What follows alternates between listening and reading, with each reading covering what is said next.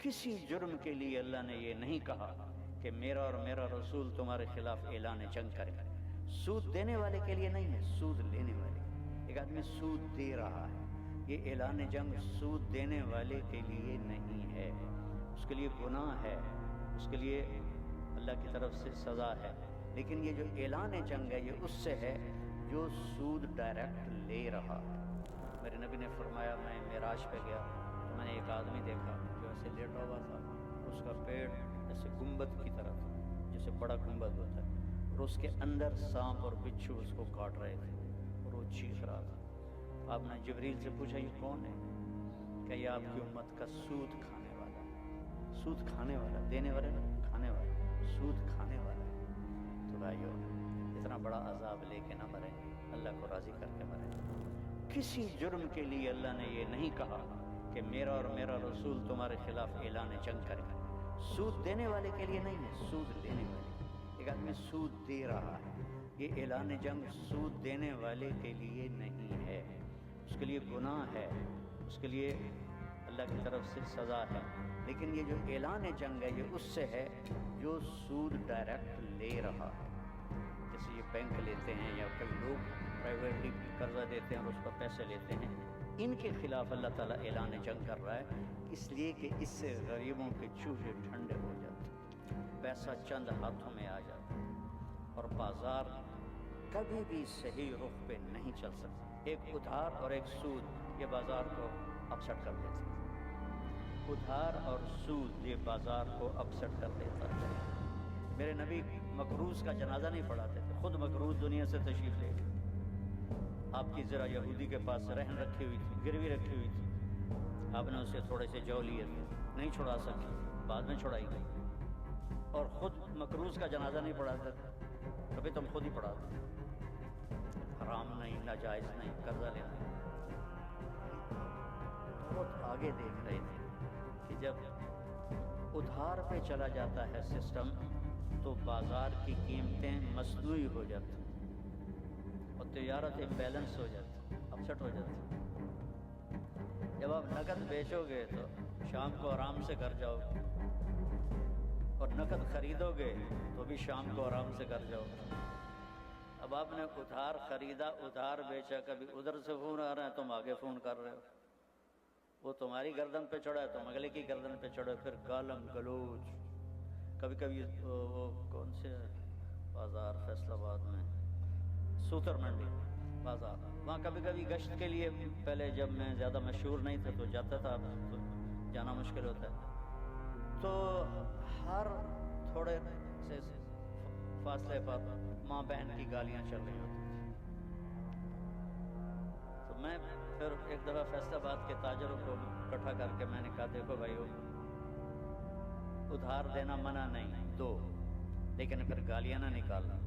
ماں بہن کا رشتہ بڑا مقدس ہوتا ہے، چند ٹکوں پر تم کسی کی ماں بہن کو، میرے نبی نے کہا سباب المؤمن فسوق، مسلمان کو گالی دینا ماں بہن کی یہ گناہ کبیرہ ہے۔ میں نے کہا یا تو تم ادھار دینا بند کر دو، نقد بیچو، اور اگر ادھار بیچنا ہے تو پھر سینہ بڑا کرو، پھر گالیاں نہ دیں، پھر صبر کرو۔ میرے نبی نے واقعہ سنایا، ایک شخص بنی اسرائیل کا مر گیا، اللہ کی بارگاہ میں پیش ہوا، اللہ تعالیٰ نے فرمایا تیرے پاس کچھ ہے دکھانے کو؟ میں نے کہا جی کچھ نہیں۔ تو اللہ تعالیٰ نے فرمایا چلو سوچ لے کوئی ہے تیرے پاس نیک عمل؟ میں نے کہا جی کوئی نہیں، خالی۔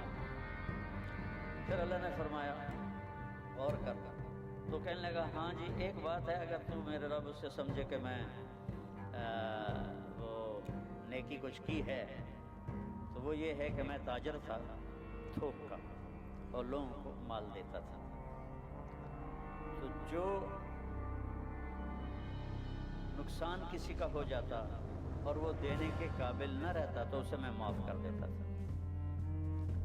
ایسا نہیں کہ اس کے جا کے گھر کو تالا لگا دیا، اس کے گھر پہ قبضہ کر لیا۔ اور جو دے سکتا تھا اور دینے میں ٹال مٹول کرتا تھا تو اس کو میں نے اپنے نوکروں سے کہا ہوا تھا تنگ نہ کرنا، جب دے دے لے لے۔ یہ ایک بات ہے، اور میرے پاس کچھ نہیں، نہ نماز، نہ روزہ، نہ حج، نہ زکوٰۃ، نہ ذکر، نہ تلاوت، کئی شے کوئی۔ تو میرے نبی نے فرمایا، اللہ تعالیٰ نے اس سے کہا تو نے تو میرے بندوں کے لیے بڑی آسانی کی، آج میں بھی تیرے لیے آسانی کرتا ہوں، جا جنت میں چلا جا۔ تو پہلی چیز یہ ہے کہ ہم یہ طے کریں کہ میرا رب اللہ ہے، اور دوسری چیز یہ ہے کہ میرے نبی نے فرمایا ہے کہ میں نے سود کو اپنے قدموں کے نیچے دفن کر دیا، کل ربا فی الجاہلیہ تحت قدمی ہاتین، کہ میرے قدموں کے نیچے سود دفن۔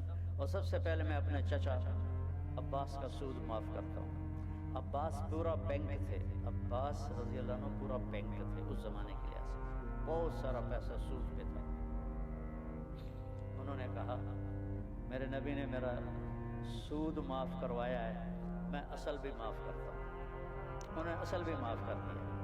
پھر اللہ کا نظام کیا چلا کہ ان کی اولاد نے 524 سال حکومت کی، 524 سال حکومت کی ان کی اولاد نے۔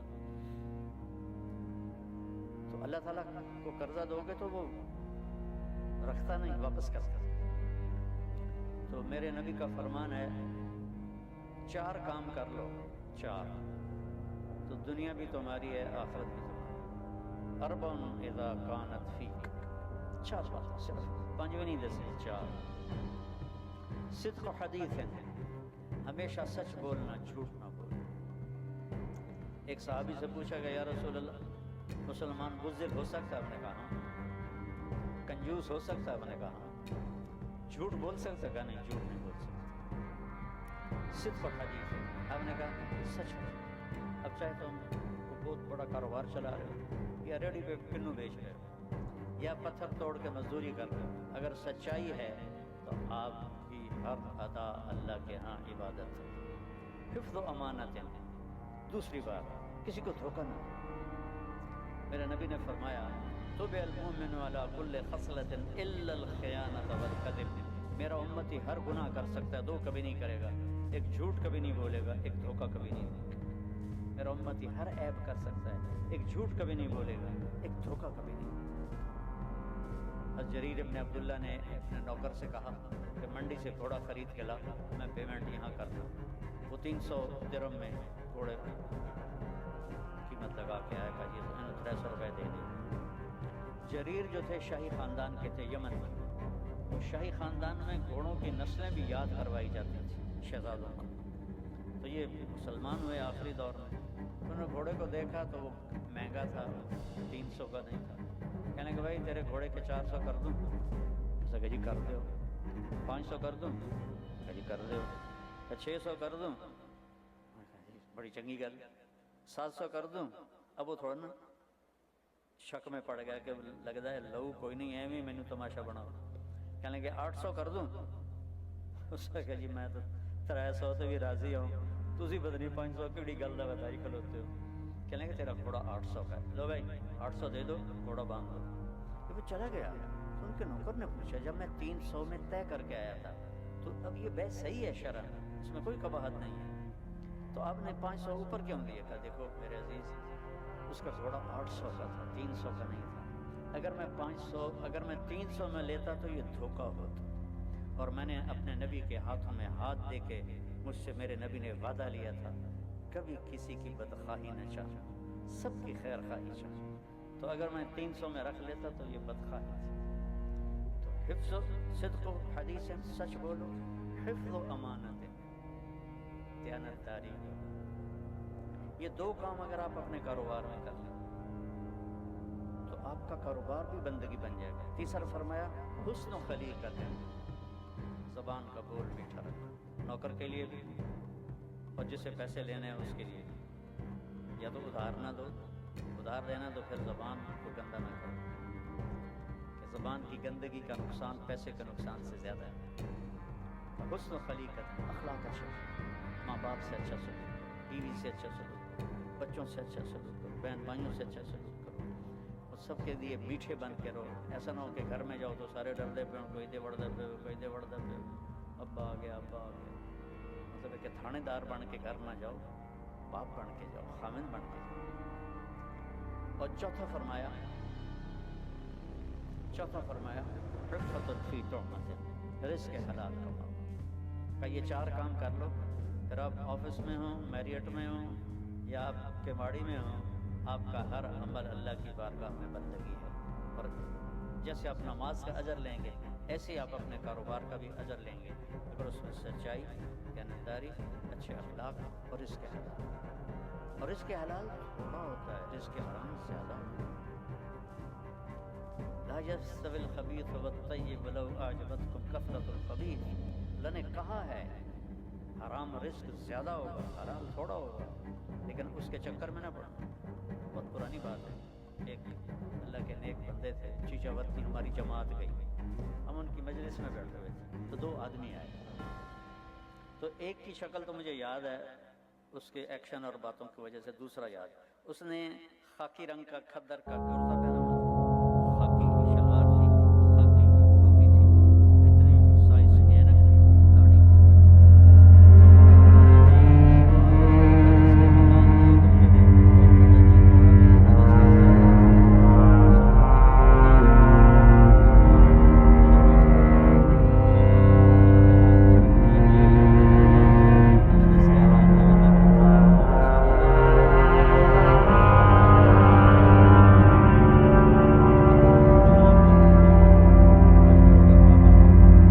تو تھے تحفظ کا پابند، رزق حلال ہے ورنہ بھوک مرتے تھے. میرے مشہور فرمان تھے حکومت سوکھا تو نہیں کر سکتی، حیران ہونا تھا نا آپ نے. سوکھا جو ایسے مشہور ہے افسوس سے کہہ سکتے ہیں، جھوٹ سے کہہ سکتے ہیں، بدعا کہہ سکتے ہیں، ایسی تھی حالت میری زندگی کی، جیسے کہ بس نشہ چڑھا ہوا ہے، نشہ چڑھا ہوا ہے. لیکن نہ بننے کے لیے جاگتے رہو، نماز پڑھو، روزے رکھو، لیکن میری گزارش ہے کہ ایسا ضرور کرنا چاہیے ایسا نہیں کرنا چاہیے ایسا نہیں کرنا چاہیے. ہمیشہ شیطان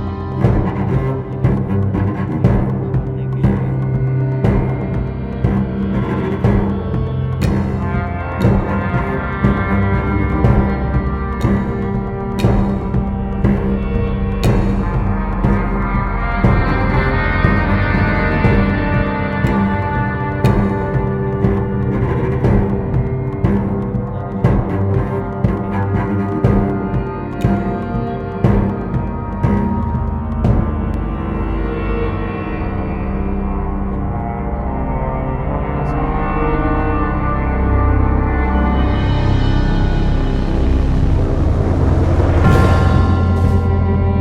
مجھے ہونے دے، یہ میرے لیے ہے، یہ میرا ہے،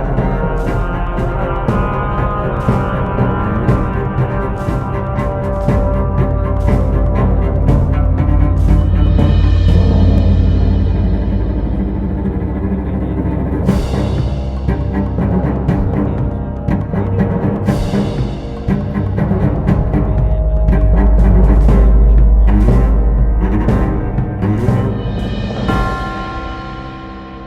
آزمانے کے لیے نہ کرو، اس یقین سے کرو کہ اللہ دے گا، اللہ بڑھائے گا. انی لما انزلت الی من خیر فقیر. ہم تو ہر چیز کے محتاج ہیں. ابا بزرگ نماز با جماعت پڑھو، قضا ہو جائے تو رات سونے سے پہلے اس کی قضا دے کے سو. آگے روزے آ رہے ہیں، رمضان کے روزے رکھو. اللہ نے زکوٰۃ فرض کی ہے تو زکوٰۃ نکالو. اب تو اتنے حالات ہیں کہ متوسط طبقہ بھی زکوٰۃ کا مستحق ہے. اپنے زکوٰۃ سے بڑھ کے نکالو، کیونکہ زکوٰۃ دینے والا بخیلوں سے تو نکل جاتا ہے، لیکن سخیوں میں داخلہ اس سے اوپر کرے گا تو 2,500 دے دیا نا 1,00,000 میں سے، تو اب آپ پہ بخیل کا لیبل نہیں لگے گا، لیکن سخی کا بھی نہیں لگے گا. اوپر چوانی خرچ کر دو تو ایک سٹیپ آپ آ جائیں گے. یہ درمیان والی مخلوق نہ بنو، نہ ادو دے نہ ادو دے، زکوٰۃ کے اوپر دو. ایران کے بادشاہ کے پاس ایک آیا مچھیرا، مچھلی لے گیا، اس کو بڑی پسند ہے. انہوں نے کہا اس کو 400 دینار دے دو. 400 دینار کئی کروڑ روپیہ بنتا ہے. تو اس کی بیوی شیریں، جو شیریں فرحات کا قصہ مشہور ہے فرضی، اس کی بیوی شیریں اس کے کان میں کہنے لگی ایک مچھلی پہ 400 دینار دے دی ہے تو سارا خزانہ خالی ہو گیا.